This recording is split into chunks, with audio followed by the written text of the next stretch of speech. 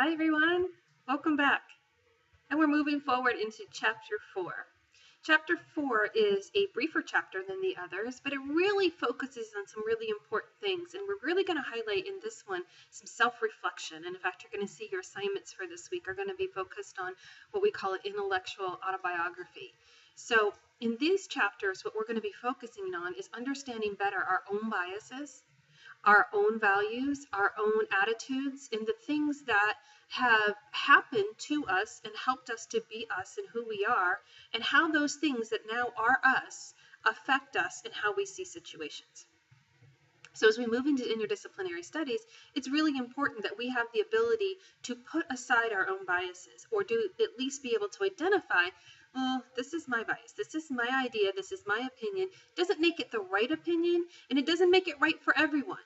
It is how I see the world and how I deal with things. And that's really important, because if we can't view the entire world just through our eyes, because then we're just going to be stuck. And so it's important that we can identify those things. It doesn't mean your bias or your attitudes are wrong, and it certainly doesn't mean that they're wrong for you. Maybe they are. That's for you to decide. But we want to be aware of what they are and to ensure that we're not using those and they don't interfere with our judgment. So a couple things we're going to highlight in this chapter is to understand that repeated exposure to interdisciplinary studies will, will help us to develop our intellectual capacities. And it does that through helping with a couple of things. One is perspective taking, and that's helping us to identify, again, those attitudes or those things. What perspective are we looking from? I think this is right, I think this is wrong. So understanding our perspective and also understanding the perspective of others. It also is important in interdisciplinary studies that we develop the ability for good critical thinking, and taking pieces and parts of, taking the problem apart and looking at its pieces, and then also integration, which allows us to put those pieces back together into a new solution. So those are three really important skills that the interdisciplinary thinker has to have. And there's certain values as well that we find in the interdisciplinary thinker that's really important for them to be successful in this field.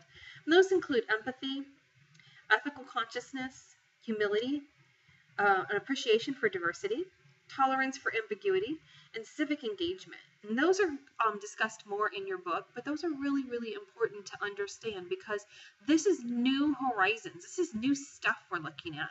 And so it can be very frustrating as we go through that. And it's also important whenever you go into new boundaries that you really withstand a high ethical standard in doing so.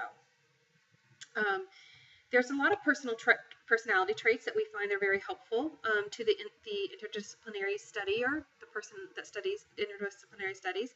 And one of those is entrepreneurship. Sorry, I got stuck in the word entrepreneurship. And that really is what I just said, because you're going to be exploring unknown waters. And so you have to be brave. You have to be curious, and you have to be willing to go into the place that hasn't been gone into before and find new answers. So that's really important. They have to have a love for learning, and that's really important too, because when you move into this area, this new domain, it's going to require a huge investment of your time and of your intellectual energy. You're not going to be able to just look up the right answer. You're going to have to find an answer.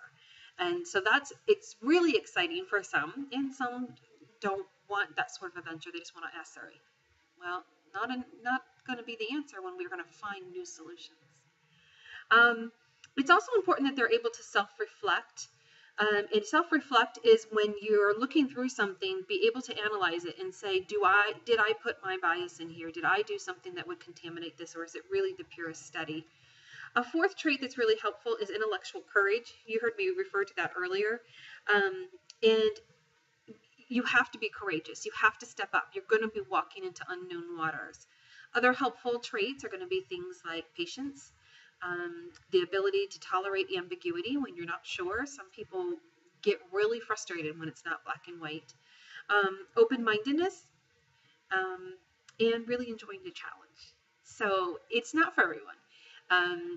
It's something that's new and it's exciting and it's yet to be discovered. And sometimes people want a very clear answer. I just want to know what to do. I don't want to find new answers. I don't want to look at creative ways. I just want to give it to you in a different way. And that's okay. But if we did that, we wouldn't have new sciences new solutions to old problems. We have medical breakthroughs every day. And these come from creative people who are willing to go where others haven't gone. So again, it's not for everybody. Might be for you, it might not, but it's good to understand what it would take to be that person. There's some skills also that are really required of the interdisciplinary thinker that are very helpful. Communication skills are really, really important because you've got to be able to share and understand the information and share the information that you have and that you learn. The ability to use abstract thinking and creative thinking is really important because it's not all going to be black and white. So we've got to be able to think in those bigger ways. And finally, metacognitions, which is really an awareness of your own thinking. So having the ability and the awareness of your own thinking and your own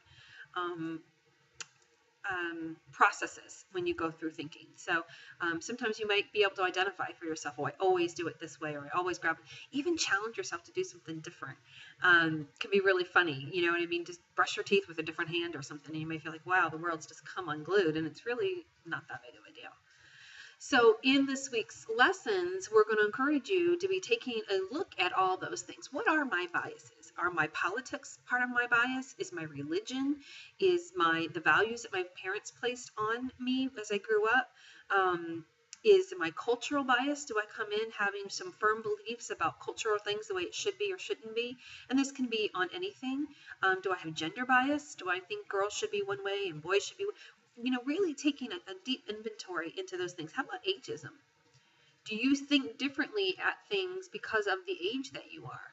I was at the store today looking at some clothes, and my daughter's like, that's really cool. And I'm like, oh, no, that's so 70s. I so don't want to go back there.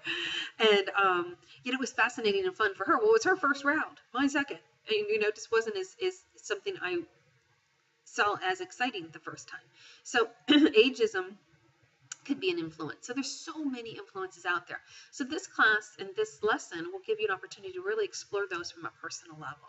You're going to have an opportunity to either write me your own intellectual autobiography, or you can use your own creative process in doing so, because we want you to be creative.